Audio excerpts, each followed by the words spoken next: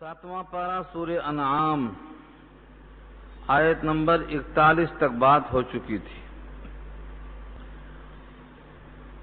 یہاں سے نبی کریم صلی اللہ علیہ وسلم کی طرف مخاطب ہو کر تسلی کے الفاظ اس طرح سے پہنچائے جاتے ہیں کہ آپ کو سکون حاصل ہو۔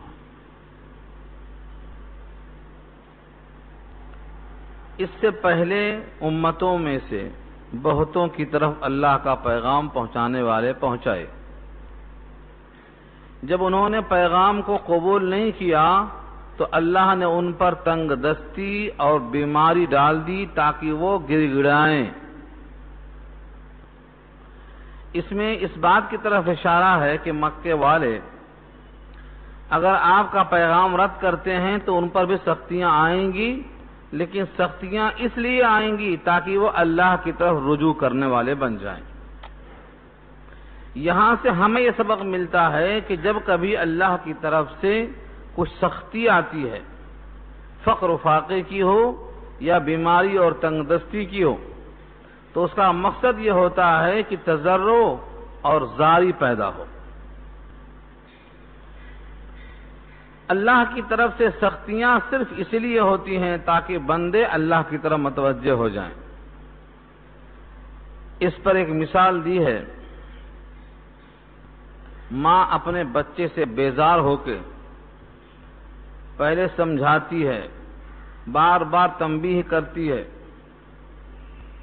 اور اس کے بعد ایک تھپڑ مار کے گھر سے باہر کر دیتی ہے۔ اور جب بچہ باہر سے آ کر دیکھتا ہے کہ دروازہ بند ہے، ماں کی ممتا یاد کر کے امید لگا کے دروازے پر بیٹھ جاتا ہے، اور اسی مایوسی کے عالم میں چوکھٹ پہ سر رکھ کے سو جاتا ہے۔ رات دیر گئے، جب ماں کو فکر غالب آتی ہے، دروازہ کھولے دیکھتی ہے کہ دروازے پہ سر رکھ کے بچہ سو گیا ہے، تو وہ اسی بچے کو اٹھا کر گلے لگاتی ہے۔ اور یہ گلے لگانا اس بات کے لیے ہے کہ کوئی ذاتی عناد اور دشمنی نہیں ہے، اس کی غلط کاموں پر، اس کی تمام ان حرکتوں پر جسے آئندہ اسے خراب کرنے کا موقع ملے گا، یہ تنبیہ کی جاتی ہے۔ فرمایا اللہ کی ذات بندوں پر اس سے زیادہ شفیق ہے۔ جب بندے کوئی غلط کام کرتے ہیں تو تنبیہاً اللہ کی طرف سے سزائیں آتی ہیں تاکہ بندہ اللہ کی طرف ایسا ہی لوٹ جائے۔ اللہ اپنے بندوں سے کتنی محبت کرتے ہیں، یہ حدیث بار بار آپ کے سامنے آ چکی ہے۔ حضرت سلمان فارسی وہ فرماتے ہیں کہ سابقہ کتابوں میں نے پڑھا ہے، اور اسی آیت کے ذیل میں مفتی شفیع صاحب علیہ الرحمٰن نے نقل کیا ہے بعض روایتوں کے حوالوں سے، اور میں نے اس حدیث کو نقل کیا ہے توبہ اور استغفار کے بیان میں۔ اللہ تعالیٰ نے محبت کے 100 ٹکڑے کیے۔ محبت کو اللہ تعالیٰ نے 100 ٹکڑوں میں تقسیم کیے، اور ایک ٹکڑا دنیا میں نازل فرمایا۔ اس ایک ٹکڑے سے ہر ایک کو حصہ ملتا چلا گیا، جتنے باپ اپنی اولاد سے محبت کرتے ہیں اور جتنی مائیں اپنے بچوں سے پیار کرتی ہیں۔ یہاں تک لکھا ہے کہ اگر کوئی بچڑا گائے کے نیچے دودھ پیتا ہے اور پاؤں میں کھدلنے کا خدشہ ہوتا ہے تو گائے اپنے پاؤں کو اٹھا لیتی ہے، وہ محبت بھی اسی محبت کا حصہ ہے۔ ساری کائنات کے محبت کرنے والے اسی 1/100 سے حصہ لیے ہوئے ہیں۔ بقیہ 99/100 اللہ نے محبت کا حصہ اپنے پاس رکھا ہے، جس سے وہ اپنے بندوں سے پیار کرتا ہے۔ اب سوچو کہ اللہ اپنے بندوں سے کتنا پیار کرتا ہے، کتنی محبت ہے اور کتنی شفقت ہے۔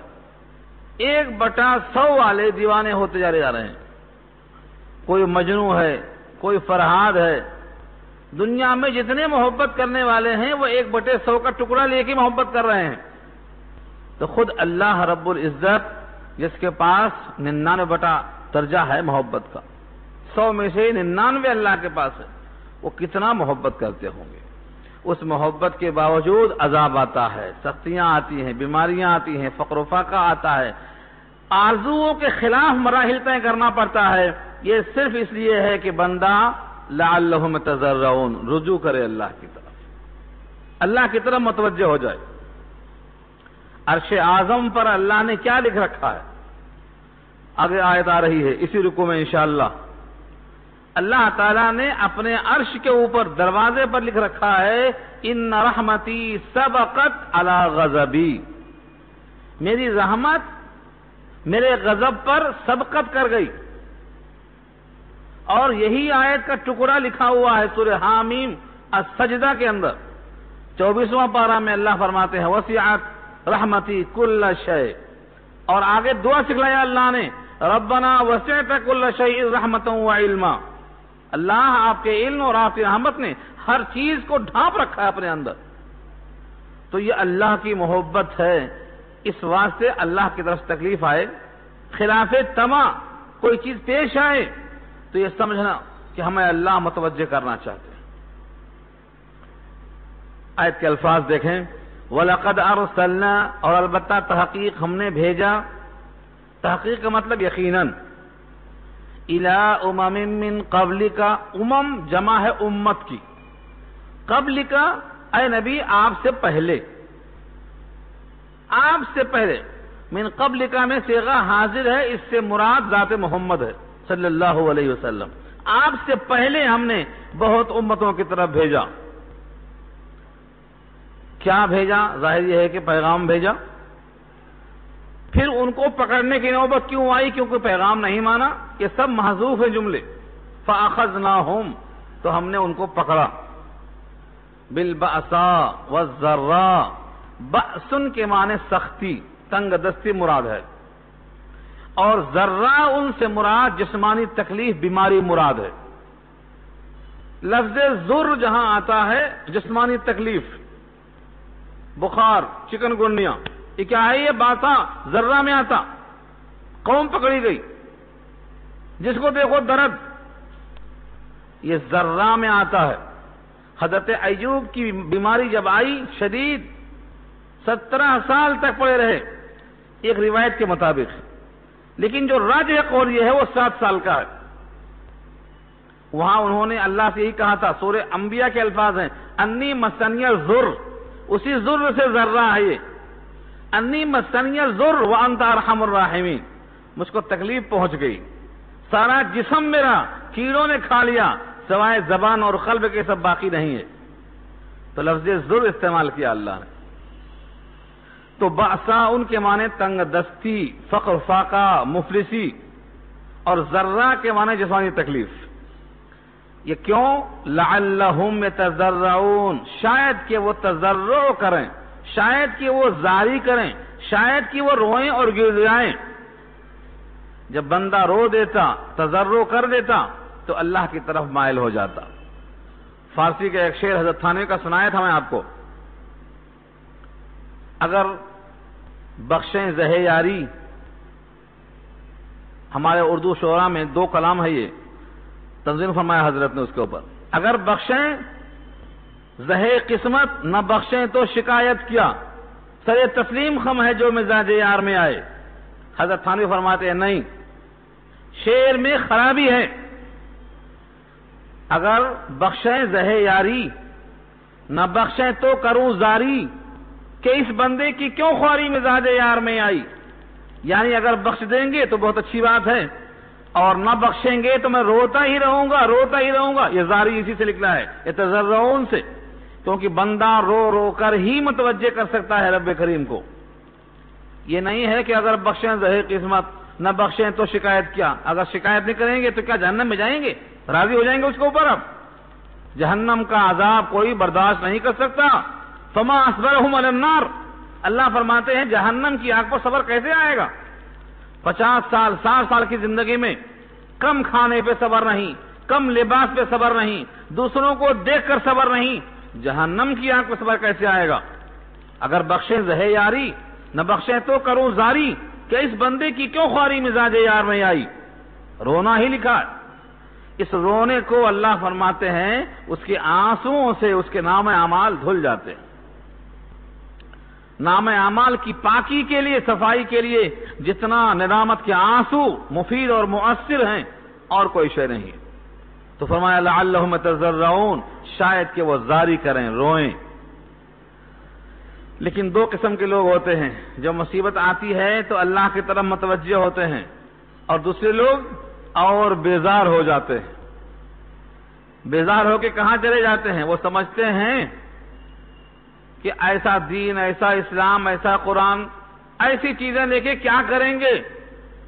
سوائے اس کے کوئی اور دروازہ اگر نہیں ہے تو آپ اسی طرف متوجہ رہیں، اسی میں عافیت ہے، کیونکہ اس کے سوا اور کوئی دروازہ نہیں ہے۔ اللہ فرماتے ہیں فَلَوْلَا إِذْ جَاءَهُمْ بَأْسُنَا تَضَرَّعُوا، پس کیوں نہیں جب آیا ان کے پاس ہماری طرف سے، کیا آیا؟ بأسنا، بأسن کے معنی سختی، اوپر آیا تھا نا بأسا والذرہ، اسی بأسا سے بأسنا ہے، ہماری سختی جب آئی، تنگ دستی آئی، فقر و فاقہ آیا، مصیبت آئی، غربت آئی، افلاس آیا، تو کیوں نہیں روئے؟ وَلَكِنْ قَسَتْ قُلُوبُهُمْ، لیکن ان کے دل سخت ہو گئے، قسائی ہو گئے ان کے دل۔ قسد کے معنی قسوہ، تنگ دل، سخت دل۔ بعض آیتوں میں یہ ہے کہ لوگوں کے دل سے زیادہ پتھر میں اللہ کی خشیت ہے۔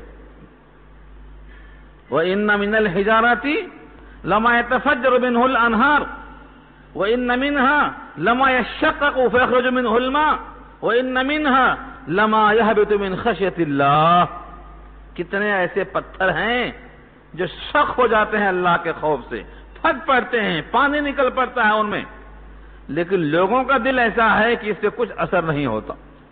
وَلَكِنْ قَسَتْ قُلُوبُهُمْ، لیکن ان کے دل سخت ہو گئے تھے۔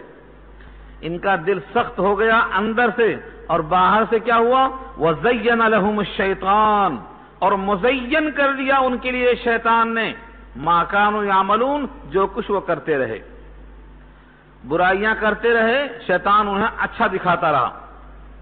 ہر انسان اپنے اعمال کو اچھا ہی سمجھتا ہے، لیکن جب تک وہ شریعت کے مطابق نہ ہو اچھا نہیں ہے۔ لیکن اچھا سمجھتا کیوں ہے؟ یہ ہے اصل میں تزویر کہتے ہیں اس کو، مزخرف، زہر کو اچھے لباس میں ڈال دیا ہے، مزخرف کر دیا اس کو۔ وَزَيَّنَ لَهُمُ الشَّيْطَانُ مَا كَانُوا يَعْمَلُونَ، اور مزین کر دیا ان کے واسطے شیطان نے ان تمام کاموں کو جو کیا کرتے تھے۔ یعنی غلط کام کرتے ہیں لیکن سمجھتے ہیں کہ ہم بہت اچھا کر رہے ہیں، احساس نہیں ہوتا اپنی غلطی کا۔ اس مضمون کو اللہ نے سورہ کہف میں پیش کیا ہے، الذین ضل سعیہم فی الحیاۃ الدنیا وہم یحسبون انہم یحسنون صنعا، جن کی محنتیں دنیا کی حیات میں ضائع ہو گئیں اور وہ اپنے تئیں گمان کرتے رہے کہ وہ بہت اچھا کر رہے ہیں۔ انہم یحسنون صنعا، بہت اچھا کر رہے ہیں، یہی گمان میں ان کی وفات آ گئی، حیات ختم ہو گئی اور محاسبے کا وقت آ گیا۔ جب محاسبے کا وقت آتا ہے، کہتے ہیں چراغ بجھنے سے پہلے بھبکتا ہے، ہاں، اور چونٹی کو پر لگ جاتے ہیں، اور دنیا میں انسان تکبر میں اور دنیا کی زیب و زینت میں ایسا لگ جاتا ہے کہ اسے محسوس نہیں ہوتا کہ میں پکڑا گیا۔ ایک اصول لکھا ہے، اگر کوئی آدمی گناہ میں ملوث ہے پھر بھی نوازا جا رہا ہے تو سمجھ لو کہ ڈھیل دی جا رہی ہے اس کو، اور کوئی آدمی نیکیوں پر گامزن ہے پھر بھی مشقت و ابتلا میں ہے تو یا تو اس کے گناہ ختم کیے جا رہے ہیں یا پھر رفع درجات ہو رہے ہیں۔ اسی آیت پر اصول دیکھو، بہت پیارا اصول ہے، فَلَمَّا نَسُوا مَا ذُكِّرُوا بِهِ، جب انہوں نے بھلا دیا ان تمام نصیحتوں کو جو انہیں کی گئی تھی، ما ذکروا بہ، جس کے ذریعے نصیحت کی گئی تھی، جب انہوں نے اس کو بھلا دیا، فراموش کر دیا، فتحنا علیہم، تو کھول دیا ہم نے ان کے اوپر، ابواب، دروازے، کل شیء، ہر چیز کے، دنیا کی ہر نعمت کے دروازے ہم نے کھول دیا، بجائے بند کرنے کے کھول دیا، حتی اذا فرحوا، یہاں تک کہ جب خوب خوش ہو گئے، بما اوتوا، اس سے جو دیے گئے تھے، اخذناہم بغتۃ، پکڑ لیا ہم نے ان کو اچانک، فاذا ہم، بس اچانک وہ لوگ، مبلسون، بالکل مایوس ہو گئے، حیرت زدہ ہو گئے۔ ہمارے اکابر اسی آیت کو سامنے رکھ کر چوہے کی مثال دیا کرتے ہیں، یہی آیت ہے، سورہ انعام کی آیت نمبر 44 ہے، دفعہ 44 لگایا ہے، اس کو دیکھو، کہتے ہیں چوہا گھر میں آیا، دیکھا کہ چوہے دانی کا دروازہ کھلا ہوا ہے اور روٹی میں گھی لگا ہوا ہے، اب وہ خوشی سے اچھلتا کودتا، ہائے میرا مقدر دیکھو، یہ پتہ نہیں ہے کہ ان کی شرارتوں سے صاحب خانہ تنگ آ کر کے گھی لگا کے چھوڑ دیا ان کے واسطے، یہ خبر نہیں، گھر والے کا کپڑا کترتے رہے، کتابیں کترتے رہے، گھر والے کو تنگ کر دیا، اس بیزارگی کے بعد صاحب خانہ نے گھی قیمتی تمہاری روٹی میں لگا کر دروازہ کھول کر رکھا تمہارے واسطے، اب چوہا اس میں آتا ہے اور سمجھتا ہے کہ میرا استقبال ہے، جیسے ہی اس میں منہ لگاتا ہے دروازہ کھٹ سے بند ہو جاتا ہے، جب سمجھ میں آتا ہے یہ کیا ہوا، اب کوئی راستہ نہیں، یہ مثال دیا ہے، اسی آیت سے دیا ہے، اسی آیت سے مثال دیا ہے۔ پھر سنو الفاظ، فَلَمَّا نَسُوا مَا ذُكِّرُوا بِهِ، جب بھلا دیا کیا، ما ذکروا بہ، جس کے ذریعے نصیحت کی گئی تھی، کیا نصیحت کی تھی، شباب تمہارا نہیں ہے، مال تمہارا نہیں ہے، اولاد تمہاری نہیں ہے، حیات تمہاری نہیں ہے، یہاں کی زندگی ہمیشہ کی نہیں ہے، یہ نصیحت کی گئی تھی، یہاں بھیجا گیا ہے آخرت کو سنوارنے کے لیے، یہاں بھیجا گیا ہے توحید میں اور تسلیس میں اپنے آپ کو پرکھنے کے لیے، یہ سب فراموش کر دیا، فتحنا علیہم ابواب کل شیء، تو ہر چیز کے دروازے ہم نے کھول دیے، حتی اذا فرحوا، یہاں تک کہ جب خوب خوش ہو گئے، اترائے، اچھلے اور کودے، ناچے اور گائے، کیسا ناچے گائے آج نظر نہیں آتا، ایک ہار کو لے کر جیب پر رکھ کر سارے مسلمان ناچتے، یہ پتہ نہیں ہے کہ ناچنا خلاف شریعت ہے، گھنٹوں دوسروں کی نیندیں خراب کرتے، سڑک پر جام کر دیتے، یہ اسلام نہیں ہے، شیطانی کام ہے یہ، مگر کون سمجھائے، کون ماننے والا ہے اس چیز کو، حتی اذا فرحوا، یہاں تک کہ خوب خوش ہو گئے، خوب ناچے کودے، بما اوتوا، ان تمام نعمتوں سے جو دیے گئے تھے، اخذناہم بغتۃ، اچانک ہم نے ان کو پکڑ لیا، فاذا ہم مبلسون، پس ہو کے رہ گئے مایوس، مبلسون کے معنی حیرت زدہ رہ گئے، متحیر رہ گئے، ششدر رہ گئے، یہ کیا ہوا ایک، فقطع، بس قطع کر دی گئی، دابر القوم، قوم کی دبر یعنی ان کی جڑیں کاٹ دی گئی، یہ کون سی قوم تھی، الذین ظلموا، جنہوں نے ظلم کیا تھا، ظالموں کی جڑیں کاٹ دی گئیں، سانس نہیں روکا اللہ نے یہاں، اور کہا والحمدللہ رب العالمین، تمام شکر ہے اللہ کا جو رب ہے سارے جہان کا، یعنی جب اس کائنات سے ظالم دفع ہو جائے تو تم کو شکر ادا کرنا چاہیے کہ اس ظالم کے دفع ہونے سے زمین پر امن ہو گئی، اللہ کے بندوں کو سکون ہو گیا، امن عالم میں بڑھوتری ہو گئی، اگر بھیڑیے زیادہ ہو جائیں تو بکریوں پر ظلم ہوگا، بھیڑیوں کو دفن کر دینا بکریوں پر رحم کرنے کے برابر ہوگا۔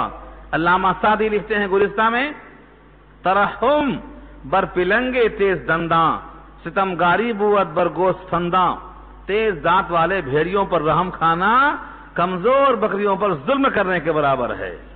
تو یہ ظالمین جب ان کی جڑیں کٹ جائیں گی تو سارے انسانوں کو اللہ کا شکر ادا کرنا چاہیے کہ ظالم کے ظلم سے زمین کو اللہ نے پاک کیا، خسکم جہاں پاک، اسی سے نکلا ہے محاورہ یہ، خسکم جہاں پاک، یعنی کچرا ختم ہو گیا، سارا جہان صاف ہو گیا۔ تو دشمن کے ختم ہونے سے اور زمین پر جو باغی ہیں ان کی بغاوت کو ختم ہونے سے شکر کرنا لازم ہر مسلمان پر ہے۔ فرمایا والحمدللہ رب العالمین۔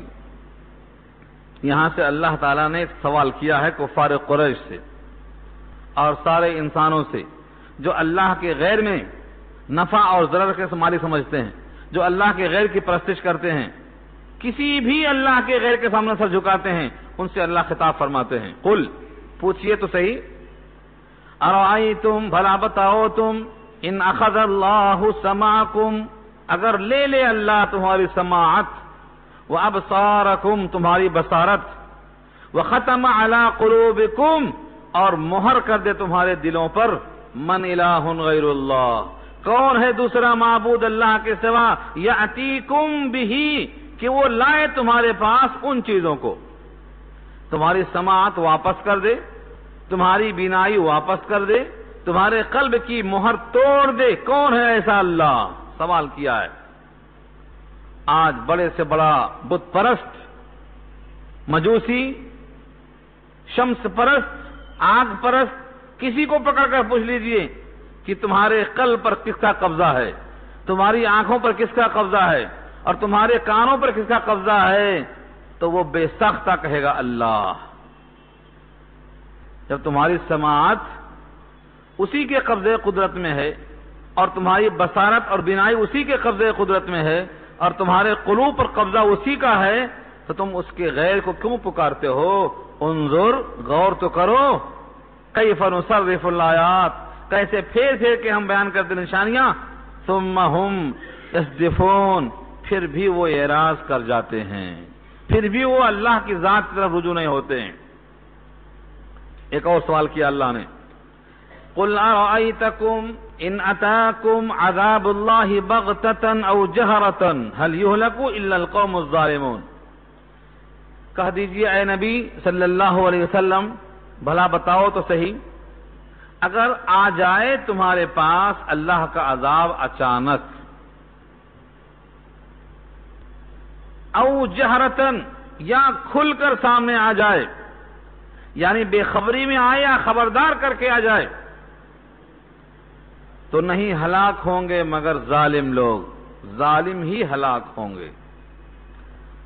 اس مضمون میں اشارہ اس بات کی طرف ہے کہ موت تو دونوں کی آئے گی، مومن کی بھی کافر کی بھی، لیکن جب مومن کی موت آتی ہے تو اس کے لیے تبشیر ہے، اس سے بہتر گھر ملنے والا ہے، اور جب فاسق اور ظالم کی موت آتی ہے تو اس کے لیے ہلاکت ہے کہ اب مزے کے دروازے بند ہو گئے، اب جہنم میں جلنا ہے۔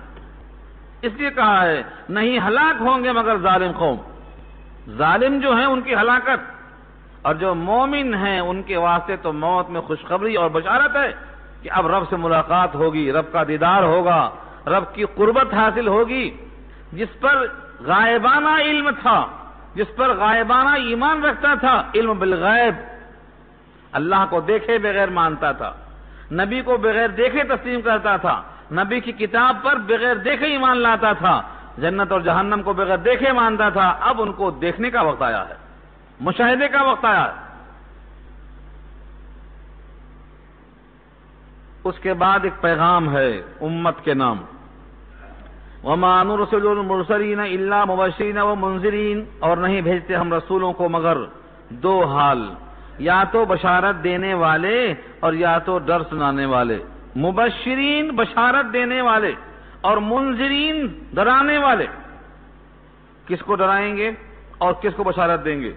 جو اللہ کے نبی کو سچا مانتا ہے اس کے حق میں بشارت، اور جو نبی کی نبوت میں شک کرتا ہے اس کے واسطے نذارت۔ اس پر آپ کو وہ حدیث سنایا تھا میں، دعوت کی، ایک دعوت ہے ولیمے کی، ایک دعوت ہے برسی کی، ایک دعوت ہے چہلم کی، یہ سب دعوتوں سے واقف ہیں آپ۔ ایک دعوت ہے گھر بھرائی کی، دنیا والا گھر نہیں جو عارضی چھین لیا جائے، ایسا گھر جو کبھی بھی چھینا نہیں جائے گا۔ اللہ نے وہ ایک گھر بنایا جس کا نام ہے جنت، حدیث کے الفاظ ہیں سید بنا دارا وصنع له مطعما، ایک سردار نے گھر بنایا اور اس گھر میں کھانے کو چن کر تیار کر دیا اور داعی کو بھیجا کہ لوگوں کو بلا کر لاؤ. من اجاب الداعی دخل البیت، جو اس داعی کو سچا سمجھتا رہا وہ گھر میں داخل ہوا. گھر میں داخل ہوا، کھانا کھایا، مالک مکان خوش ہوا اور کہا یہاں تم آرام سے رہو، تم سے کبھی ناراض نہیں ہوں گا. فرمایا جنت وہ گھر ہے اللہ نے بنایا ہے اور سارے نبیوں کو آخر میں سید الانبیاء کو بھیجا ہے، جو یقین کے ساتھ ان کی بات کو مانیں گے، پیچھے پیچھے ساتھ جائیں گے، گھر میں سے استفادہ کریں گے، دسترخوان سے فیضیاب ہوں گے، مالک مکان خوش ہوگا، کبھی ناراض نہ ہونے کا اعلان سنیں گے. یہ ہے مبشرین. اور جو کہیں گے نبی جھوٹا، دعوت جھوٹی، وہ نبی کی بات نہیں مانیں گے. ان کے حق میں کیا ہے؟ منذرین، ڈرانے والے ہیں، جہنم کی وارننگ دینے والے ہیں. فمن آمن واصلح، پر جس نے ایمان قبول کیا یعنی یقین کیا نبی کی باتوں پر، واصلح اور درست کر لیا، اپنی اصلاح کر لیا، فلا خوف علیہم ولا هم يحزنون، ان کے اوپر کوئی خوف نہیں ہوگا اور نہ وہ غمگین ہوں گے، آرام، راحت، سکون میسر. اس کے برخلاف والذین کذبوا بآیاتنا، جنہوں نے جھٹلایا ہماری آیتوں کو، یمسہم العذاب، ان کو عذاب چھوئے گا، عذاب ان کو لگے گا. کیوں؟ بما کانوا یفسقون، اس وجہ سے کہ وہ فسق کیا کرتے تھے، نافرمانی کیا کرتے تھے، اللہ کے حکم سے عدول حکمی کیا کرتے تھے. فسق کے معنی آتے ہیں اپنی خواہشیں پوری کرنے کے لیے شریعت کی چادر پھاڑ دینا، یہ فسق ہے. اسی کو فاسق و فاجر کہا جاتا ہے. اپنی خواہش پوری کرنے کے لیے شریعت کی چادر پھاڑ دینا، نبی کی سنت چھوڑ دینا، قرآن کا حکم چھوڑ دینا، صرف اور صرف اپنی خواہش پوری کرنا، ایسے عمل کو فسق، ایسا کرنے والے کو فاسق کہا جاتا ہے. عذاب چھو کے رہے گا ان کو. یمسہم العذاب بما کانوا یفسقون. یہاں سے کفار قریش کے 3 مطالبات کا جواب دیا گیا ہے. کفار قریش کہا کرتے تھے ہماری 3 باتیں پوری کر دو اسلام میں آ جائیں گے، اور وہ مطالبات تھے دوسری آیتوں میں آئیں گے. وہ یہاں 3 باتیں. پہلی بات تو یہ کہ اللہ کے آپ رسول ہیں تو اللہ سے آپ کہہ کر زمین کے سارے خزانے مانگ کر ہمیں دے دو، سب سے بڑے مالدار ہم ہو جائیں. زمین کے سارے خزانے ہم کو دے دو، ہم آپ کے ساتھ ساتھ چلیں گے. اور دوسرا مطالبہ کیا تھا؟ آئندہ کیا حالات پیش آنے والے ہیں، اچھا برا سب بتا دو تاکہ ہم اچھائیوں کے منصوبے بنا لیں اور برائیوں کے منصوبوں سے پیچھے ہٹ جائیں، نفع سمیٹ لیں اور خرابی سے ہم بچ جائیں. آئندہ کے بارے میں ہمیں خبردار بتا دو کیا ہونے والا ہے. اور تیسری بات فرمایا اس زمین میں ہمیں حیرت یہ ہے کہ جیسے ہم ماں کے پیٹ سے پیدا ہوئے، آپ بھی ماں کے پیٹ سے پیدا ہوئے، جس طرح ہم نے دودھ پیا ہے ماؤں کا، آپ نے بھی دودھ پیا ہے، جس طرح ہم کھاتے پیتے، چلتے پھرتے، کپڑا پہنتے، نہاتے دھوتے، بازار جاتے ہیں، سارے کام میں ہمارے یہاں مشترک ہیں. پھر اچانک آپ اللہ کا رسول اپنے آپ کو کہواتے ہیں، یہ کیسے مان لیں ہم؟ جیسے ہم کھاتے پیتے، ہم ماؤں کا دودھ پی کے بڑے ہوئے، جس ترتیب کے ساتھ انسان پیدا ہوتا ہے آپ بھی پیدا ہوئے. اب آپ نے کہا کہ ہم رسول ہیں تو رسول کیسے آپ کو مان لیں؟ بہتر ہوتا کہ کوئی اللہ کا پیغام لانے والا فرشتہ ہوتا تو ہم اس کو رسول مان کر اس کی بات کو قبول کر لیتے. یہ 3 ان کے مطالبات تھے. اس آیت میں ان تینوں کا جواب دیا ہے اللہ نے. قل، کہہ دیجئے، لا اقول لکم عندی خزائن اللہ ولا اعلم الغیب ولا اقول لکم انی ملک ان اتبع الا ما یوحى الی قل هل يستوي الاعمى والبصیر افلا تتفکرون. اس آیت میں آپ غور کرتے جائیے. 50 نمبر کی آیت ہے یہ. سوچیں اس میں. کل اللہ اپنے نبی سے کہلواتے ہیں, آپ کہیے لوگوں سے, کل کہہ دیجیے اے نبی, لا اقول لکم عندی خزائن اللہ, نہیں کہتا ہوں میں تم سے کہ میرے پاس اللہ کے خزانے ہیں. بھئی مطالبہ اس چیز کا ہوتا جو آدمی دعویٰ کرتا, یا میں نے کب دعویٰ کیا ہے کہ اللہ کے خزانے میرے پاس ہیں؟ پورے قرآن کریم میں, پورے میرے پیغام میں کہیں بھی دکھا دو کہ میں نے یہ دعویٰ کیا ہو کہ اللہ کے سارے خزانے میرے قبضے قدرت میں ہیں. یہ دعویٰ میں نے کیا ہی کب ہے؟ اب یہاں میں روک کر آپ سے پوچھتا ہوں کہ اللہ کے خزانے سے مراد کیا لیا ہے؟ اللہ کے خزانے سے مراد کیا لیا ہے؟ قرآن کریم کی ایک آیت ہے, سورہ ہجر پارہ 14 میں اللہ فرماتے ہیں وَإِن مِّن شَيْءٍ إِلَّا عِندَنَا خَزَائِنُهُ, نہیں ہے کوئی شے مگر اس کا خزانہ ہمارے ہی پاس ہے. اس سے معلوم یہ ہوا دنیا کی ہر شے کا خزانہ اللہ کے پاس ہے. اللہ جتنا چاہتے ہیں بندوں کے پاس بھیجتے ہیں. چنانچہ اگلا ٹکڑا ہے وَمَا نُنَزِّلُهُ إِلَّا بِقَدَرٍ معلوم, اور ہم نازل نہیں کرتے ہیں مگر متعین مقدار میں. مثلا بارش ہے, مثلا اوپر سے آپ کے رزق کے فیصلے ہیں, آپ کے واسطے امن اور عافیت ہے, ہم جتنا چاہتے ہیں نازل کرتے ہیں. تو یہ سارے خزانے اللہ کے پاس ہیں. نبی سے کہلوایا اللہ نے, کہہ دو تم سے میں نہیں کہتا کہ میرے پاس اللہ کے خزانے ہیں. اس آیت کو سوچتے ہوئے کئی مزے آتے ہیں.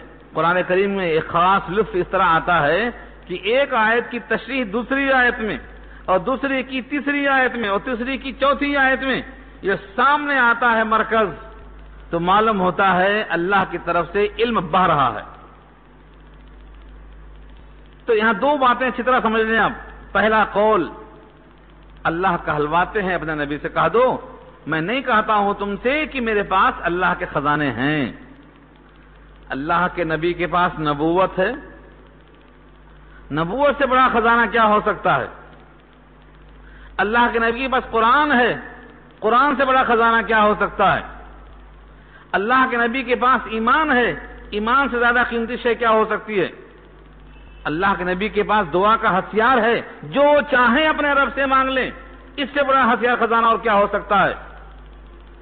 لیکن ان کفار قریش کی جو مراد تھی خزانے سے, نہ وہ قرآن ہے, نہ وہ ایمان ہے, نہ وہ نبوت ہے, بلکہ ان کی مراد یہ تھی مادیت, دولت. اس لیے اللہ کے نبی فرماتے ہیں میرے پاس تو ہے نہیں, میرے گھر میں اگر سونے کا ایک ٹکڑا آ گیا تو مجھے نیند نہیں آتی خیرات کیے بغیر, میں تمہارے پاس کہاں سے لا کے دوں گا خزانے. اس خزانے پر بہت لطیف پیرائے میں بحث کیا ہے اللہ نے. میں انشاءاللہ اگلی 4 آیتوں کے بعد بحث کروں گا اس کو. آگے فرمایا وَلَا أَعْلَمُ الْغَيْبِ, وَلَا أَعْلَمُ الْغَيْبِ, اور تم سے میں یہ بھی نہیں کہتا ہوں کہ میں غیب کی بات جانتا ہوں. اب اس آیت کی توضیح کریں گے لوگ. کہتے ہیں تواضعاً آپ کہتے ہیں کہ میں غیب کی بات نہیں جانتا ہوں. تواضعاً نہیں, یہاں تو اللہ کا حکم ہے, حکماً آپ فرما رہے ہیں. آئندہ کیا ہونے والا ہے بتا دیجئے. مثلا یہاں زلزلہ آنے والا ہے, ہم ہٹ جائیں. سونامی کا سمندری طوفان آنے والا, ہم یہاں سے بھاگ جائیں. یا فلاں مقام سے سونا نکلنے والا, ہم ابھی نکال لیں. یا فلاں مقام میں بہت پٹرول ہے, وہاں کھود کے ہم نکالنا شروع کر دیں. آئندہ کیا مفید ہے کیا مضر ہے معلوم ہو جائے تو ہم شروع کر دیں. اس ٹکڑے کے ساتھ سورہ اعراف کی آخری آیتوں کو پیش کرتا ہوں میں. وہاں اللہ کی طرف سے کہلوایا گیا ہے وَلَوْ كُنْتُ أَعْلَمُ الْغَيْبَ لَاسْتَكْثَرْتُ مِنَ الْخَيْرِ وَمَا مَسَّنِيَ السُّوءُ. اگر میں آئندہ کی بات کو جان لیا کرتا تو ہوتا یہ کہ میں خیر کو سمیٹ لیتا اور مجھے کبھی شر چھوتا بھی نہیں. مجھے شر چھوتا بھی نہیں. شر سے مراد کیا ہے؟ برائی سے مراد کیا ہے؟ اگر نبی صلی اللہ علیہ وسلم کی زندگی آپ کے سامنے ہے تو ان میں سے نمونہ ملے گا آپ کو. شروع کے 40 سال جس میں نبوت کا اظہار نہیں کیا آپ نے، مکے میں گزر گئے، اور کل عمر آپ کی 63 سال، تو 40 سال نکل گئے تو کتنے بچے؟ 23 سال. اس 23 سال کے عرصے میں جو نبوت کے اظہار کے بعد کے 23 سال ہیں، ان میں ایسے کتنے واقعات پیش آئے جس سے ثابت یہ ہوتا ہے کہ اگر آپ کو آئندہ کا علم ہوتا تو آپ راتوں رات کوڑھتے نہیں. مثلا ایک دو مثال عرض کر دیتا ہوں تاکہ آپ سیرت النبی کو نہ پڑھے ہوں تو پڑھیں. سب سے زیادہ رہنمائی آپ کو ملے گی سیرت النبی سے. کیسے حالات میں نبی نے کیا کیا فیصلہ. ایک مقام تھا، وہاں کے قبیلے والوں نے پیغام دیا نبی کو کہ ہمارے پاس لوگ کثرت سے اسلام میں داخل ہو رہے ہیں، انہیں سکھانے والا، قرآن پڑھانے والا کوئی نہیں ہے. قبیلے زال ہے، زکوان ہے، عسیہ ہے، سب قبیلوں کے نام ہیں. آپ ان کو پڑھانے کے لیے کچھ اچھے قاری بھیج دیجئے. نبی پاک صلی اللہ علیہ وسلم نے جن صحابہ کو اپنے زبان سے بیٹھ کے پڑھایا تھا، چن چن کے ان میں سے 70 ہیروں کو نکالا. قرہ، قاری، آج کے قاری نہیں جو صرف لفظوں پہ خالی کھیلتے. اس زمانے میں کوئی قاری، کوئی حافظ سمجھے بغیر نہیں پڑھتا تھا. ایک صحابی کا نام بتا سکتے ہیں آپ؟ نہیں ملے گا. ایک صحابی کا نام بھی نہیں ملے گا جو قرآن کو بغیر سمجھے پڑھا ہو. یہ اور بات ہے ان کی زبان مادری تھی، لیکن ہم مجبور بھی تو نہیں ہیں. ہم چائنیز پڑھ سکتے ہیں، رشیا کی زبان پڑھ سکتے ہیں، ہم ہندی، تیلگو سب پڑھ سکتے ہیں. اگر کہیں کمزور ہے تو صرف عربی میں کمزور ہیں جس کی زبان دی ہوئی ہے. یہ ہماری کاہلی ہے، نااہلی نہیں ہے. ہم میں صلاحیت ہے اس کی. تو ہر صحابی، ہر قاری قرآن سمجھ کے پڑھتے تھے اور پڑھاتے تھے. کوئی صحابی حافظ ایسا نہیں ہے جو ہمارے حافظوں کی طرح بغیر سمجھے پڑھتا رہا ہو. یہ صحابہ کی عمل المخالفت ہے. وہ 70 صحابہ جو بہترین قاری تھے، جنہوں نے خود نبی کی زبان سے کلام پاک سیکھا تھا، چن کر کے 70 کو آپ نے پیش کر دیا. اسی میں خبیب بھی ہیں، اسی میں زید بھی ہیں. 70 کو چن کے یہاں لے کے جاؤ. یہ 70 صحابہ چنندہ، سلیکٹڈ، منتخبہ، نبی کے عظیم شاگردوں میں سے چن کر کے پہنچے. اس قبیلے کے قریب پہنچے تو ان لوگوں نے بدعہدی کر دی. قصہ طویل ہے، بخاری میں آپ چاہیں تو اس کو کھول کر دیکھ لیں، بخاری جلد ثانی میں. تمام کے تمام 70 صحابہ کو قتل کر دیا گیا. قتل کر دیا گیا. صرف 2 بچے، وہ بھی 2 اس واسطے بچے تھے کہ کفار میں سے بات پہنچ گئے کہ میں اس سے بدر کا انتقام لینا چاہتا ہوں، میں اس سے فلاں انتقام لینا چاہتا ہوں. اس طرح سے زید اور خبیب 2 بچ گئے تھے. ان دونوں کو مکے پکڑ کر لایا گیا. ان کا بھی عجیب و غریب واقعہ لکھا ہوا ہے. ادھر گیا تو ادھر بات نہیں ہوتی، مگر آپ کی تشویش دور نہیں ہوتی. وہ 2 صحابی میں سے ایک ہے زید اور ایک ہے خبیب. ان کو قید بنا کر رکھا گیا. انتقام لیں گے، بازار میں ان کو ماریں گے، سولی پر چڑھائیں گے، اور ان سے مصطفیٰ کی جو محبت ان کے دل میں ہے اس کا جائزہ انعام دیں گے. کیسا ہے ان کا؟ زید اور خبیب کو لے گئے.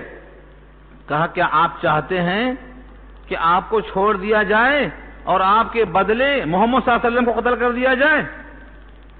وہ کہتے ہیں بخدا میرے پیر میں، میرے آقا کے پیر میں کانٹے بھی چبھ جائیں مجھے یہ پسند نہیں ہے، چاہے جسم کے ٹکڑے ٹکڑے ہو جائیں. میرے لٹکا دیا سولی پر، نیزوں سے، تیروں سے ان کو مار مار کے چھلنی کر کے شہید کر دیا گیا. انہی میں سے خبیب ہیں. خبیب جب قیدی بنا کر رکھے گئے تھے تو ان کے ہاتھ میں استورا تھا، شاید موش کو یا داڑھی کو ٹھیک کرنے کی خاطر لیے بیٹھے تھے. مکان مالک کا بچہ کھیلتے کھیلتے ان کے پاس آ گیا، انہوں نے بچے کو پیار سے گود میں رکھ لیا۔ یہ خبیب کو معلوم تھا کل سولی ہونے والی ہے، اور جو سولی پر چڑھانے والے ہیں یہ بچہ انہی کا بچہ ہے، اور ہاتھ میں چھرا بھی ہے۔ لیکن بچوں پر ہاتھ صاف کرنا، عورتوں پر، بوڑھوں پر، ضعیفوں پر ہاتھ صاف کرنا اسلام نہیں سکھاتا ہے۔ اس لیے ان کی گود میں بچہ پیار سے بیٹھا ہوا ہے، اور وہ اپنے ہاتھ میں استرا لیے ہوئے ہیں، چھرا لیے ہوئے ہیں، جسے بال صاف کرنا چاہتے ہیں۔ مالک مکان کی بیوی نے دیکھا تو لرز گئی، اب کیا ہوگا؟ انہوں نے کہا ہم بچوں سے انتقام نہیں لیا کرتے، ہم عورتوں سے انتقام نہیں لیا کرتے، بچہ پیار سے میرے پاس بیٹھا ہوا ہے، جب تک میرے قلب میں حیات ہے اس بچے کی محبت باقی رہے گی، کیونکہ یہ پھول ہے۔ مجھے یہ پورا واقعہ بیان کرنا مقصد نہیں تھا، صرف دکھانا یہ ہے اگر نبی کو آئندہ کا علم ہوتا کہ یہ 70 صحابہ کو لے جا کر وہاں قتل کر دیں گے، تو اپنے جگر گوشوں کو اور اپنے ان تمام صحابہ کو جو نبی نے پالا تھا، تیار کیا تھا، بہترین قراؤں کو ان بدہدوں کے حوالے ہرگز نہ کر دیتے۔ ورنہ کوئی اگر یہ مانتا ہے کہ جانتے بوجھتے حوالے کر دیا تو وہ نبی رحمت کی رحمت پر یقین نہیں کر رہا ہے۔ یہ ایک واقعہ نہیں ہے، ایسے کئی واقعات۔ مثلا سورہ نور پارہ 18 شروع کی 10 آیتیں جناب عائشہ کے شان میں نازل ہوتی ہیں۔ جناب عائشہ پہ تہمت لگائی گئی، اس تہمت کے بارے میں نبی متفکر تھے۔ قصہ بہت طویل ہے، بہت اہم ہے، مگر میں یہاں آج اس کو بیان نہیں کروں گا، اشارہ کروں گا صرف۔ بہتر ہوگا کہ آپ اس کا مطالعہ کریں۔ جناب عائشہ پر جب یہ بات واضح کی گئی کہ آپ پر یہ الزام ہے غیر مرد کے ساتھ چلنے کا، ٹہلنے کا، تو فرماتی ہیں 30 دن گزر گئے، میری آنکھوں میں نیند کا سرما نہیں لگا۔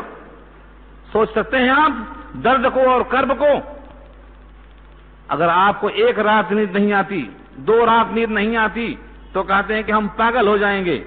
بی بی عائشہ فرماتی ہے کہ 30 راتیں ایسی گزر گئیں کہ میری آنکھوں میں نیند کا سرما نہیں تھا، یعنی سرمے کے بقدر نیند نہیں آئی۔ روتی ہیں بس، بلکتی ہیں بس۔ نبی صلی اللہ علیہ وسلم کبھی بریرہ سے پوچھتے، کبھی عائشہ سے پوچھتے، جناب علی فرماتے ہیں اے اللہ کے نبی، اللہ آپ پر تنگ نہیں کرے گا دنیا؟ آپ کے واسطے عورتیں بہت ہیں، وہ نساء سواہا کثیر، کسی اور سے نکاح کر لیجیے آپ، اتنا فکر مند کیوں ہیں؟ لیکن نبی کے قلب میں جو محبت تھی عائشہ کی، وہ کسی کی نہیں تھی۔ خود آپ نے کہا تھا سب سے زیادہ مجھے محبت عورتوں میں عائشہ سے ہے، اور مردوں میں اسی کے باپ سے ہے، لفظ ابوہا استعمال فرمایا۔ کتنے دن گزر گئے؟ 1 مہینے گزر گئے، روتے ہوئے، بلکتے ہوئے۔ نبی صلی اللہ علیہ وسلم پر سورہ نور کی 10 آیتیں نازل ہوتی ہیں کہ عائشہ بری ہیں اور الزام لگانے والے جھوٹے ہیں، ان پہ 4 گواہ اگر نہ ہو تو ان کو 80 کوڑے مارے جائیں۔ یہ آیت نازل ہوئی تو بی بی عائشہ کی ماں کہتی ہیں نبی کا شکریہ ادا کرو۔ وہ فرماتی ہے نبی کا شکریہ ادا نہیں کرتی میں تو اللہ کا شکریہ ادا کرتی ہوں جس نے مجھے بری کر دیا، کیونکہ آپ تو 30 دن تک تڑپاتے رہے مجھے۔ میں آپ سے پوچھتا ہوں اگر نبی رحمت کو معلوم تھا کہ عائشہ بری ہے اور 30 دن کے بعد یہ آیتیں نازل ہونے والی ہیں، تو کسی بیوی معصومہ کو محبت کے باوجود تڑپانا یہ کون سی رحمت ہے؟ اس لیے کہا گیا ہے وَلَا أَعْلَمُ الْغَيْبِ، میں آئندہ کی خبر نہیں رکھتا۔ یہ نبی کی سیرت ہے، قرآن کریم کی آیت ہے۔ ایسی تلاش کریں گے مثالیں آپ کو تو 100 سے زیادہ ملیں گی آپ کو، جسے معلوم ہو جائے گا کہ علم غیب صرف اللہ کو ہے۔ وَلَا أَعْلَمُ الْغَيْبِ، اللہ کہلواتے ہیں اور کہہ دو میں نہیں جانتا ہوں علم غیب کو۔ اور سناؤں، خیبر کے موقع پر ایک شخص کا قتل کیا گیا، یہودیوں سے محالفہ تھا کہ خون بہا مل کر دیا جائے گا، تمہارا ہو یا ہمارا ہو۔ نبی صلی اللہ علیہ وسلم وہاں تشریف لے گئے، یہودیوں نے کہا موقع اچھا ہے، آ گئے ہیں آپس میں، بٹھا دو نیچے، اوپر سے پتھر ڈال دیں گے۔ بٹھا کر نیچے اوپر چلے گئے مشورہ کرنے کے لیے۔ اور کہا گئے کہ پیسہ لے کے آ رہے ہیں، بیٹھیے آپ۔ جبریل نے آ کے اطلاع کر دی کہ ان کے ارادے ٹھیک نہیں ہیں، اوپر سے پتھر ڈالنا چاہ رہے ہیں۔ جبریل کی اطلاع پر آپ وہاں سے فوراً چلے آئے۔ اگر علم غیب رکھتے تو یہ پہلے سے پروگرام معلوم ہوتا تو یہ ہرگز نوبت نہیں آتی تھی۔ قرآن اور حدیث کے ذخیروں میں اور نبی کے 23 سال کے زمانے میں آپ کو سینکڑوں واقعات ملیں گے اس قسم کے۔ خود زہر کا واقعہ موجود ہے۔ یہودیہ، خیبر کی یہودیہ عورت نے بکری پکایا، بکری میں زہر رکھا، اور جب نبی صلی اللہ علیہ وسلم نے اس بکری کے گوشت کو اپنے منہ سے قریب کیا کھانے کے لیے تو اس میں سے آواز آئی کہ مجھ میں زہر ہے، مجھے مت کھائیے۔ لیکن اتنے میں ایک دو صحابی آپ کے ساتھ تھے، وہ کھا چکے تھے، اس زہر سے ان کی وفات بھی ہو گئی، اور آقا فرماتے ہیں میری وفات کے موقع پر اس زہر کا اثر مجھے محسوس ہو رہا تھا۔ بعض لوگ کہتے ہیں نبی کی شہادت ہوئی ہے اسی زہر کی وجہ سے۔ اگر آپ کو معلوم تھا کہ وہ عورت زہر دینے والی ہے تو کیوں کھاتی یہودیہ کا گوشت؟ اس قسم کی مثالیں آپ تلاش کریں گے تو یہ موضوع بدل جائے گا میرا، ورنہ بے شمار روایتیں ملیں گی آپ کو اس قسم کی۔ تو دوسرا قول یہ تھا ولا اعلم الغیب، اور میں نہیں کہتا ہوں کہ مجھ کو آئندہ کا علم ہے۔ ولا اقول لکم انی ملک، اور نہ میں تم سے کہتا ہوں کہ میں فرشتہ ہوں۔ جب میرا دعویٰ ہی نہیں ہے تو ان تینوں سوالوں کا مطالبہ کرنا غلط ہے۔ ہاں میرا حساب یہ ہے ان اتبع الا ما یوحى الی، اس کے سوائے کچھ نہیں کہ میں اتباع کرتا ہوں، میں فالو کرتا ہوں ما یوحى الی، جو وحی کی جاتی ہے میری جانب، جو مجھے اللہ کا پیغام آتا ہے میں اسی کو مطابق چلتا ہوں۔ ہاں فرق دیکھو کتنا پیارا فرق ہے، جس کے پاس وحی آتی ہے اور جس کے پاس وحی نہیں آتی ہے، ایسا ہے جیسے ایک آنکھ والا ہے ایک بغیر آنکھ والا ہے، ایک علم والا ہے ایک بغیر علم والا ہے۔ کیا دونوں برابر ہیں؟ دھوپ اور چھاؤں برابر نہیں ہوتے، بینا اور نابینا برابر نہیں ہوتے، رات کی تاریکی اور دن کی روشنی دونوں برابر نہیں ہوتے، علم اور جہالت دونوں برابر نہیں ہوتے۔ ٹھیک ایسے ہی جس پر وحی آتی ہے اور جس پر وحی نہیں آتی ہے دونوں برابر نہیں ہوتے۔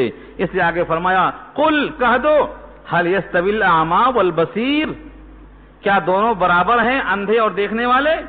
نہیں، دیکھنے والا ہے اور اندھا محتاج محض ہے۔ ان دو ٹکڑوں کو سامنے رکھ کر نبی صلی اللہ علیہ وسلم کی وہ تقریر یاد کرو۔ کوہ صفا، مکے میں ایک پہاڑ کا نام ہے، ان الصفا والمروہ، یہ صفا پہلے کھلا ہوا تھا، اس پر کھڑے ہو کر نبی اعلان کرتے ہیں اگر میں تم سے کہوں کہ اس پہاڑ کے پیچھے ایک لشکر ہے تمہیں تباہ کر دے گا، مانو گے؟ سب نے کہا ضرور مانیں گے، کیونکہ آپ کی زبان سے غلط بات کبھی سنی نہیں گئی۔ کہا اگر اللہ کو ایک معبود نہ مانو، اس کے سوا کسی کو معبود مانتے رہو گے تو سن لو تم پر اللہ کا عذاب آنے والا ہے۔ لوگ تشبیہ دیتے ہیں کہ نبی صلی اللہ علیہ وسلم کا وہاں کھڑا ہونا کوہ صفا پر بتانے کے لیے تھا کہ اس پہاڑ کے سامنے بھی میں دیکھتا ہوں اور پیچھے بھی میں دیکھ رہا ہوں، اور تم صرف میری طرف دیکھ رہے ہو، تم کو صرف یہی جہان معلوم ہے، لیکن میں ادھر بھی دیکھ رہا ہوں ادھر بھی دیکھ رہا ہوں۔ تو تمثیل یہ ہے جس پر وحی آتی ہے وہ بصیر ہے، اور جس پر وحی نہیں آتی ہے وہ اعمیٰ ہے، اور اندھے کو چاہیے کہ آنکھ والے کا ہاتھ پکڑ کے چلے، اور جس کو آنکھ ہے اس پر لازم ہے کہ کوئی نابینا اگر گرتا ہے تو اس کا ہاتھ پکڑ لے۔ علامہ سعدی نے ایک شعر لکھا ہے گلستان کے اندر جس کا مفہوم یہ ہے، اگر سامنے کنواں ہے اور نابینا آدمی آ رہا ہے اور آپ کو یقین ہے کہ اگر میں دوڑ کے نہ پکڑا تو کنویں کے اندر گر جائے گا، تو کیا آپ کا ضمیر اجازت دے گا کہ خاموش بیٹھ جائیں؟ کیا بھائی آپ کا ضمیر کہے گا کہ خاموش بیٹھ جائیں؟ آپ دوڑ کے پکڑیں گے، بڑے میاں کنویں میں گر جائیں گے۔ ایسے ہی اگر آگ جلی ہوئی رکھی ہے اور بچہ کھیل رہا ہے آپ کا، اور خطرہ یہ ہے کہ دوڑتے ہوئے آئے گا تو اسی میں گر جائے گا، تو کیا آپ بچے کو دوڑ کے نہیں پکڑیں گے؟ یہ آپ کے ضمیر کا اور آپ کے حساس قلب کا تقاضا ہے کہ ایسے موقع پر آپ مستعد ہو کر کے پہنچ جائیں۔ آج کروڑوں انسان ہیں جو لا الہ الا اللہ کے بغیر مر رہے ہیں، اور آپ کا عقیدہ ہے کہ یہ سب جہنم میں جائیں گے۔ کیا دنیا کے کنویں سے اور کیا دنیا کی آگ سے زیادہ اشد آگ وہ نہیں ہے؟ یہ عارضی آگ کے مقابلے میں وہ دائمی آگ ہے، یہ عارضی کنویں کے مقابلے میں وہ دائمی کنواں ہے، اور کروڑوں انسان جا رہے ہیں۔ تو کیا آپ کے واسطے جائز ہے کہ آپ گھر میں عیش کریں، گھر کے اندر اسباب عیش جمع کریں، اپنے پیسوں سے صرف بلڈنگیں بناتے رہیں اور اپنے پیسوں سے کچھ خیال نہ کریں؟ آج کتنی عورتیں ہیں جن کے شوہر طلاق دے چکے ہیں، وہ بیوہ ہیں، اپنے اپنے گھروں میں سسک کے بیٹھی ہوئی ہیں، ان پر جو ظلم ہو رہا ہے اس ظلم کی تلافی کرنے کے واسطے کوئی دروازہ کسی کے پاس نہیں ہے، سب بیٹھے ہوئے خاموش اپنے اپنے آرام کے اندر۔ اگر امت کا غم نہ ہو اور دل آپ کا اس سے خالی ہو تو آپ وہی کی اتباع نہیں کر رہے ہیں۔ یہ وہی کی اتباع یہ ہے، اللہ فرماتے ہیں افلا تتفکرون، کیا تم تفکر نہیں کرتے کہ آنکھ والا اور بغیر آنکھ والا دونوں برابر نہیں ہو سکتے؟ وہی کا علم رکھنے والا اور وہی کے علم کے بغیر رہنے والا دونوں برابر نہیں ہو سکتے۔ لہذا کیا کرنا؟ فکر ہے، تفکر ہے، سوچ رہے ہیں، کرنا کیا؟ اللہ فرماتے ہیں یہ کام کرو۔ وَأَنذِرْ بِهِ، ڈراؤ اس قرآن سے، وَأَنذِرْ ڈراؤ بِهِ اس قرآن کے ذریعے سے۔ کس کو ڈرائیں؟ کہا دو قسم کے لوگ ہوتے ہیں، بلکہ تین قسم کے ہوتے ہیں دیکھا جائے تو۔ ایک وہ قسم ہے جو ایمان مفصل کو مانتی ہے، دوسری وہ ہے جو اس میں شک رکھتی ہے، تیسری وہ ہے جو اس کا انکار کرتی ہے۔ ظاہر یہ ہے جو انکار کرتے ہیں ان سے ماننے کی توقع ذرا کم ہے، جو شک کرتے ہیں ان سے ذرا زیادہ ہے، اور جو مانتے ہیں لیکن غافل ہیں ان تک اگر بات پہنچائی جائے تذکیر کی شکل میں تو نفع جلدی سے مؤثر ہوگا۔ اس لیے آگے فرمایا وَأَنذِرْ بِهِ الَّذِينَ يَخَافُونَ، اور ڈراؤ اس قرآن کے ذریعے سے ان کو جو ڈرتے ہیں أَن يُحْشَرُوا إِلَىٰ رَبِّهِمْ، کہ جمع کیے جائیں گے وہ اپنے رب کے پاس۔ لَيْسَ لَهُم مِّن دُونِهِ وَلِيٌّ، نہیں ہوگا ان کے لیے اللہ کے سامنے کوئی ولی، ولا شفیع، لَعَلَّهُمْ يَتَّقُونَ، شاید کہ وہ ڈریں۔ یہاں سے دو اصول پیدا ہوئے۔ پہلا اصول یہ ہے کہ جس میں خوف ذرا زیادہ دکھائی دے اس کو پہلے نمبر پہ ڈراؤ، جس میں شک ہے اس کو نمبر 2 پہ ڈراؤ، جو آدمی بھٹکا ہوا ہے بالکل اس کو نمبر 3 پہ ڈراؤ۔ یہیں سے یہ بات اخذ کی گئی ہے، جس کے دل میں خوف ہے اس کو پہلے، اس کے بعد کی آیت معاملہ صاف کر دے گی، لیکن اس سے پہلے ایک واقعہ سناتا ہوں، اور یہ واقعہ جب کبھی آپ سوچیں گے تو آپ کی دل کی گرہیں کھلیں گے کہ ایمان کی قدر کتنی ہے اللہ کی نگاہ میں۔ نبی پاک صلی اللہ علیہ وسلم تشریف فرما ہیں، کفار قریش کو تقریر کر رہے ہیں، سمجھا رہے ہیں۔ اتنے میں ایک نابینا صحابی آئے، حضرت عبداللہ ابن ام مکتوم رضی اللہ تعالیٰ عنہ۔ نبی صلی اللہ علیہ وسلم کو ان کا آنا اس لیے پسند نہیں آیا کہ میں بڑے بڑے سرداروں کو اسلام سمجھا رہا تھا، اگر یہ اسلام میں داخل ہو گئے تو اسلام کو تقویت پہنچتی۔ یہ تو نابینا صاحب ہیں پہلے سے مسلمان، یہ بعد میں بھی مسئلہ پوچھ سکتے تھے۔ تو پیشانی پہ بل آیا، چہرے پہ ترشی کے آثار آئے۔ اللہ نے ویسی ہی کیفیت میں قرآن نازل کر دیا، عبس وتولا۔ عبس، پیشانی پہ بل آیا، تیوری چڑھائی اور پیٹھ پلٹا لیا، ان جاءہ الاعمی، کہ اندھا آ گیا آپ کے پاس۔ وما یدریک لعلہ یزکیٰ، آپ کو کیا معلوم شاید کہ وہ دل کو صاف کرنے آیا ہو۔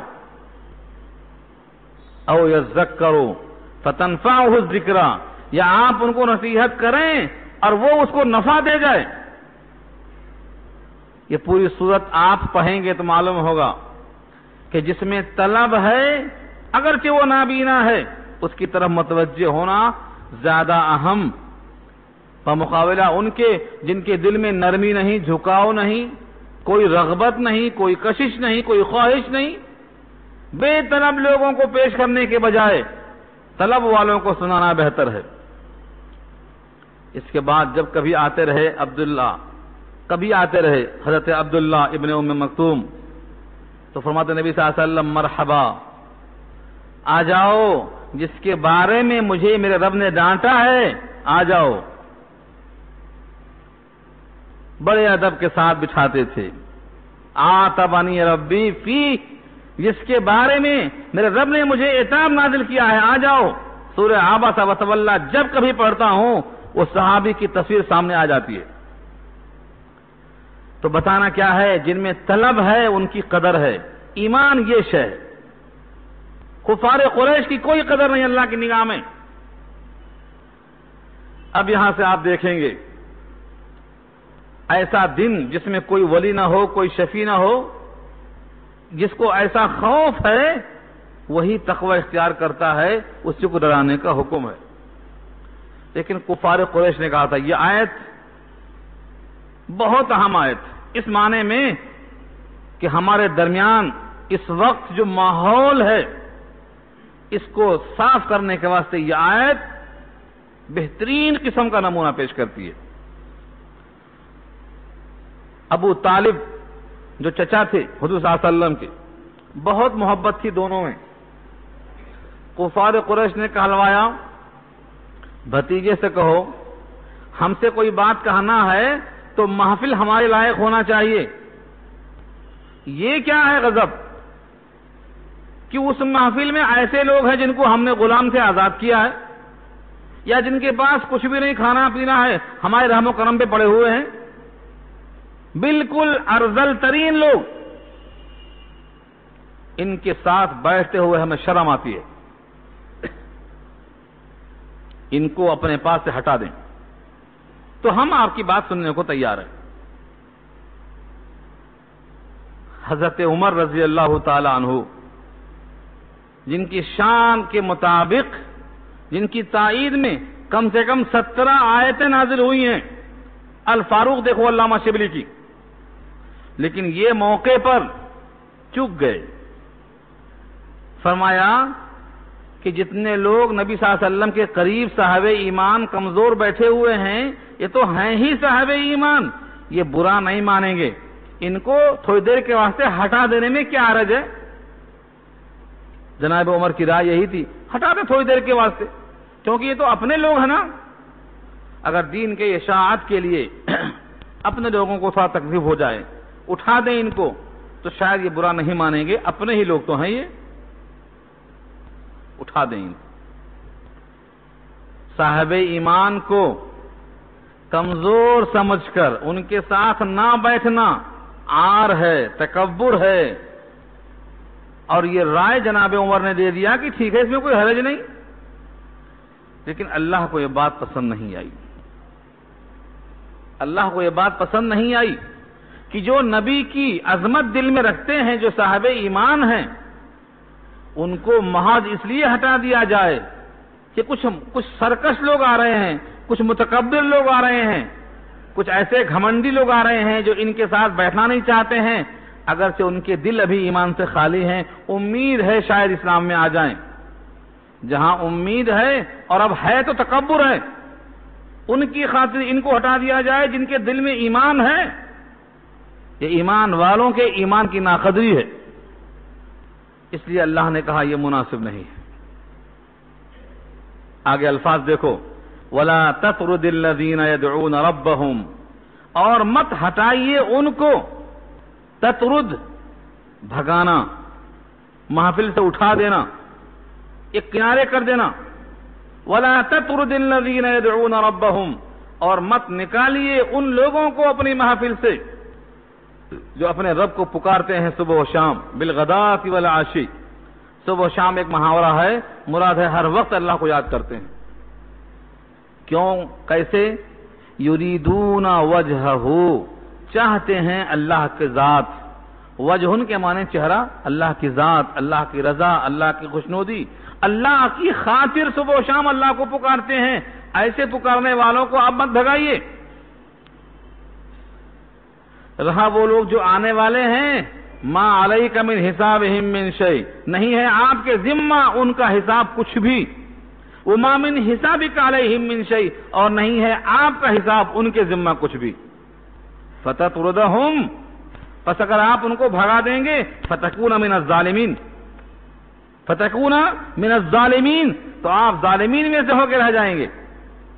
اتنا سخت جملہ میں نے سنا آج تک.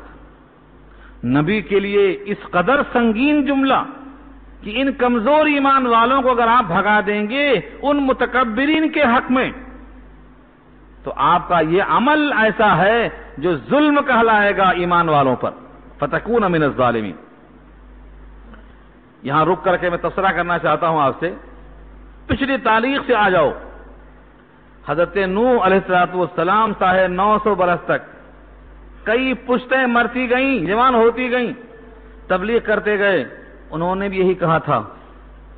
کیا کہا تھا؟ آپ کی ہم اتباع کیسے کریں؟ آپ کے ساتھ تو ارذل ترین لوگ رہتے ہیں.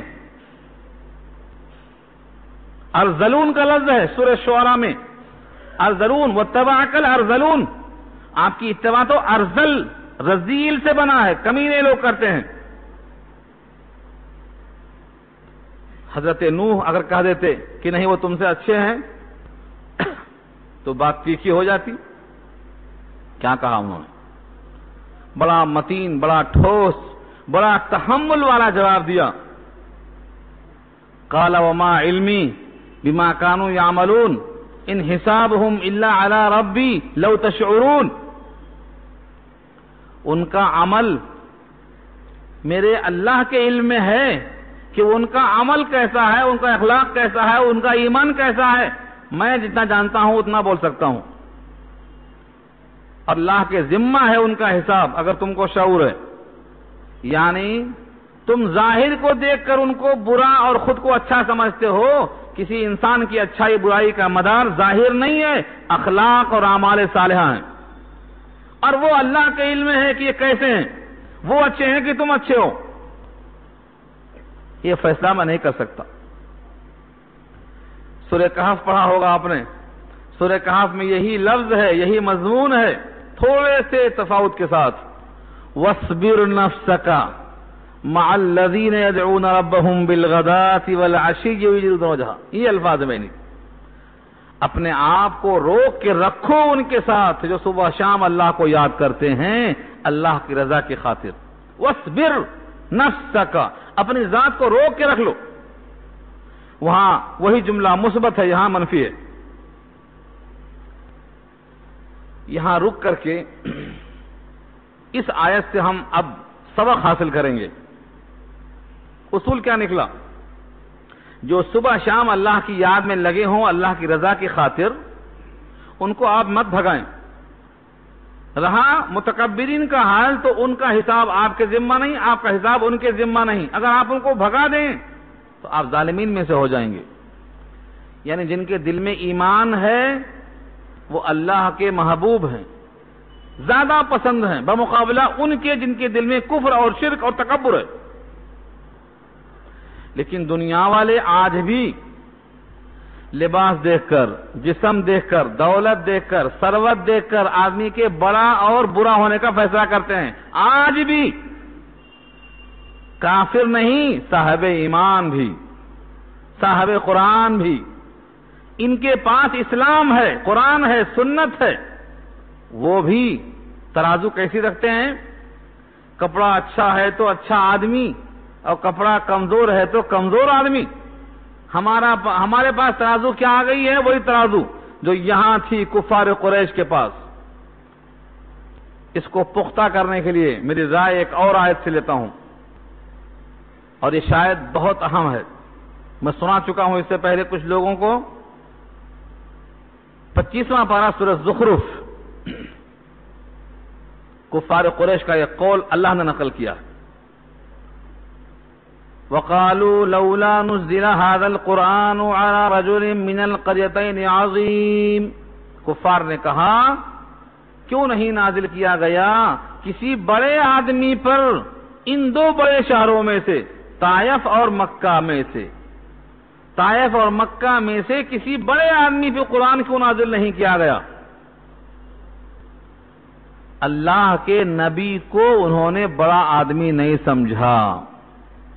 میں آپ سے پوچھتا ہوں کس چیز میں؟ آپ کا حسن تو بہت اچھا تھا، آپ کا جسم 40 مردوں کی قوت تھی، جس مجمع میں ہوتے چھا جاتے، آواز میں شیرینی تھی، دانتوں کے اندر سے چمک نکلتی تھی، آپ کے چہرے کو اور آپ کی فصاحت کو، آپ کے چہرے کے روب کو 2 میل کی دوری سے پڑھتا ہوا دیکھا ہے لوگوں نے۔ کیا کمی تھی؟ بنو ہاشم کے چشم و چراغ تھے، بڑے خوبصورت تھے، بڑے بہادر تھے، کیا چیز نہیں تھی آپ کے پاس؟ لوگوں نے، کفار قریش نے نبی کو بڑا کیوں نہیں سمجھا؟ خاندان کے لحاظ سے پورے قریش میں بنی ہاشم تھے اور بنی ہاشم کے سردار تھے یہ۔ جسم بھی اچھا، خاندان بھی اچھا، شکل بھی اچھی، کیا چیز میں کمزوری تھی؟ کفار قریش نے خود کہا ہے او یلقى الیہ کنز او تکون له جنۃ یاکل منها، ان کے پاس خزانہ ہوتا، ان کے پاس باغات ہوتے، ان کے ہاتھوں میں سونے کے کنگن ہوتے۔ معلوم یہ ہوا ان چیزوں سے کفار قریش آدمیوں کو چھوٹا بڑا تولتے تھے۔ آج دل پہ ہاتھ رکھ کے اپنے سوچ کر بولو، جن کے قلب میں ایمان و اسلام ہے ان کے پاس کیا ترازو کفار قریش کی آج نہیں ہے؟ لاکھ نمازی ہو، تقوی والا آدمی ہو، حرام غذا سے بچتا ہو اور دنیا والوں کی نگاہ میں کم حیثیت ہو، لیکن نہیں معلوم کہ وہ رب کریم سے تعلق کیسا رکھتا ہے۔ بعض حدیثوں میں آتا ہے اللہ کے بعض بندے وہ ہیں کہ اگر وہ رشتہ مانگے تو نہ دیا جائے، دروازے پہ کھٹکا مارے تو نہ بٹھایا جائے، کسی محفل میں جانا چاہیں تو ان کو عزت کا مقام نہ دیا جائے، لیکن ان کا تعلق اللہ سے ایسا ہوتا ہے کہ اگر وہ قسم کھا رہے ہیں کسی معاملے میں اللہ کے بارے میں تو اللہ اس کی قسم کو پورا کر کے وہ کام کر دیں گے۔ تو ہم اس آیت کی روشنی میں اپنے ترازو کو بدلیں، تقوی کے مطابق چیک کریں، جس کے علم میں اور جس کی زندگی میں جتنا سنت غالب ہوگی اتنا وہ اللہ کا محبوب بندہ ہے۔ دنیا کی ترازو میں تولیں گے تو قارون آگے نکل جائے گا، فرعون آگے نکل جائے گا، شداد آگے نکل جائے گا، حامان آگے نکل جائے گا، یہ بڑے بڑے لوگ باہر نکل جائیں گے۔ لیکن یاد رکھو دنیا کی ساری نعمتیں جمع کر دی جائیں تو ایک ایمان والے کے ایمان کے برابر بھی نہیں ہوں گی وہ، کیونکہ ہر نعمت جو ایمان کے بغیر ہو اس کا انجام جہنم ہے، اور صاحب ایمان کا انجام جنت ہے، وہ دائمی راحت ہے۔ اس واسطے اس آیت میں بڑا پیغام ہے آپ کے لیے۔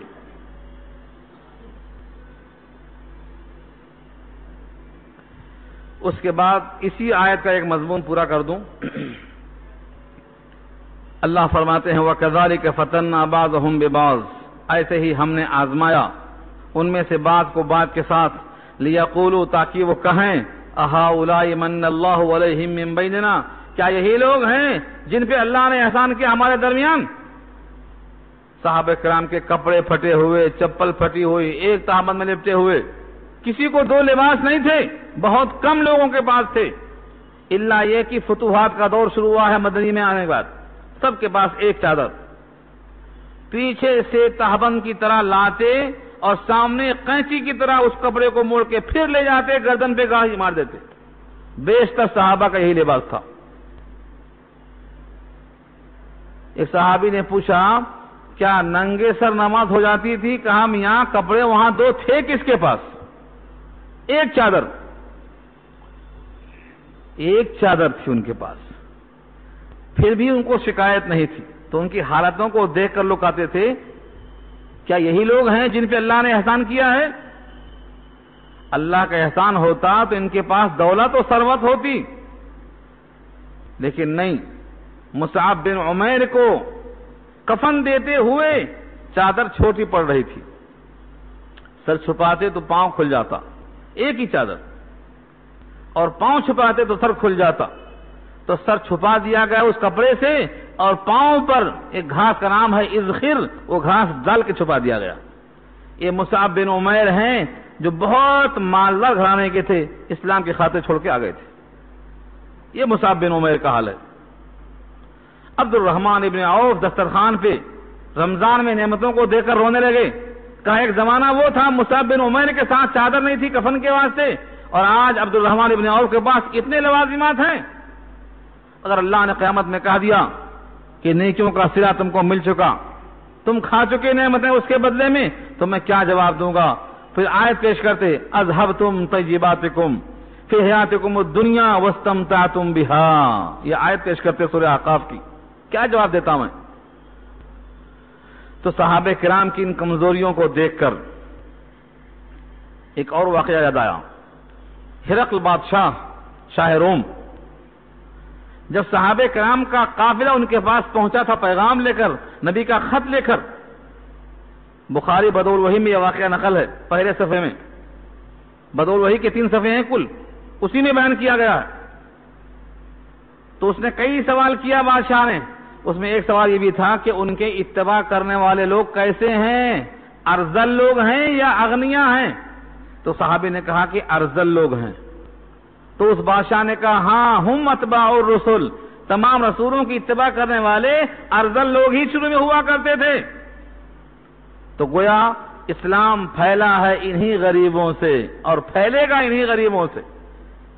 دولت تو صرف رونق پیدا کرتی ہے، اسی لیے مہاجرین میں سے بھی جو مالدار تھے وہ 500 برس بعد جنت میں جائیں گے، اور اغنیاء کے مقابلے میں جو فقراء ہیں وہ 500 برس پہلے جائیں گے، دونوں جنتی ہیں۔ لیکن اغنیاء اور فقراء میں اتنا فرق رکھ دیا اللہ نے۔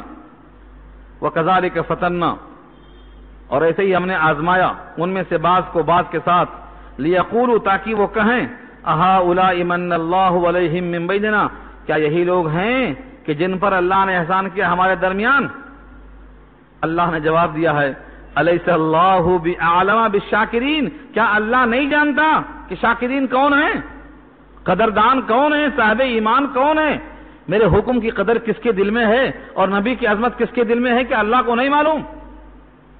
اللہ کو معلوم ہے کہ کون ایمان کے لائق تھے، تقوی کے لائق تھے، قرآن کے لائق تھے، عطا کیا۔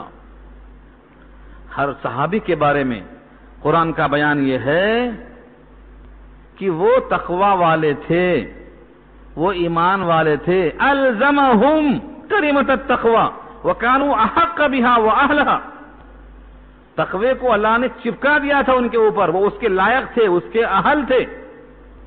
اللہ کو خوب معلوم ہے کہ شاکرین کون ہیں، کیا اللہ ہی کو نہیں معلوم؟ أَلَيْسَ اللَّهُ بِأَعْلَمَ بِالشَّاكِرِينَ، اس سے معلوم یہ ہوا کہ نعمتوں پر قدر کرو، جو آپ پر اللہ کی نعمت ہے ایمان کی، اسلام کی شکل میں، اس کی قدر کرو۔ یہ اللہ نے آپ کو انتخاب کیا ہے، اللہ نے قرآن کریم کے لیے آپ کا انتخاب کیا ہے، ایمان کے واسطے انتخاب کیا ہے۔ اللہ آپ کو جانتے ہیں کہ آپ شاکر اور قدردان ہیں، یہ نعمت دے دی ہے آپ کو، اس نعمت کو اپنے نسلوں تک منتقل کرنے کی کوشش کرو۔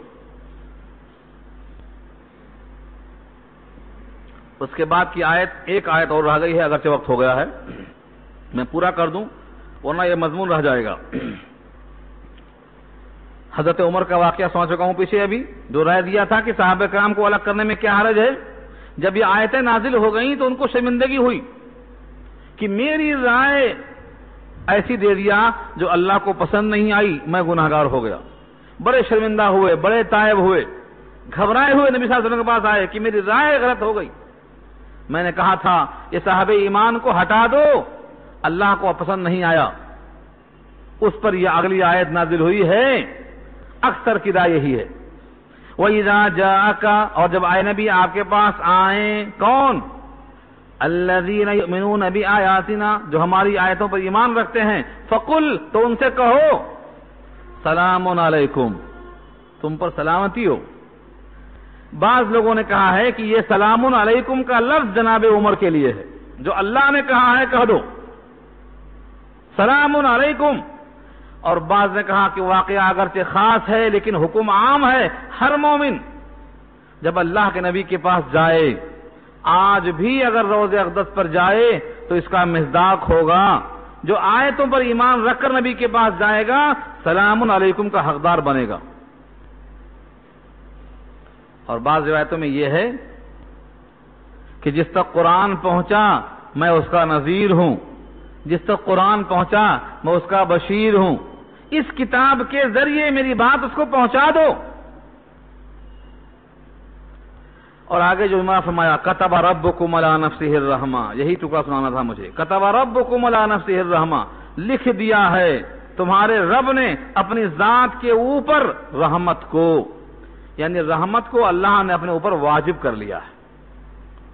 کوئی کہے اللہ پر کوئی چیز واجب نہیں ہے، بے شک واجب نہیں ہے، لیکن جیسے ماں اپنی مامتا کی وجہ سے بچے کو چاہتی ہے اور باپ اپنے بیٹوں کو چاہتا ہے، واجب نہیں ہے لیکن محبت ہے۔ اللہ کی صفت رحمت کا تقاضا یہ ہے کہ اس نے اپنی ذات پر رحمت کو واجب کر لیا ہے۔ اس کا اظہار کیسے ہوگا؟ انہ، شان یہ ہے کہ من عمل منکم سوءا، تم میں سے جو برائی کرے، کوئی برا کام کرے، کیسے؟ بجہالۃ، نادانی کے ساتھ۔ اگر آمدن کیا تو کہتے ہیں مومن سے یہ کیسے ممکن ہے کہ وہ آمدن اللہ کا حکم توڑے اور نبی کا حکم چھوڑے؟ کیسے ہو سکتا ہے؟ جہالت سے ہی ہو سکتا ہے، غفلت سے ہو سکتا ہے۔ مثلا برائی کرتے وقت خیال نہیں گیا کہ میرا رب مجھے دیکھ رہا ہے، میرے ساتھ ہے۔ برائی کرتے وقت اس کا احساس نہیں ہوا کہ میں نبی کی سنت چھوڑ رہا ہوں، یہ جہالت ہے۔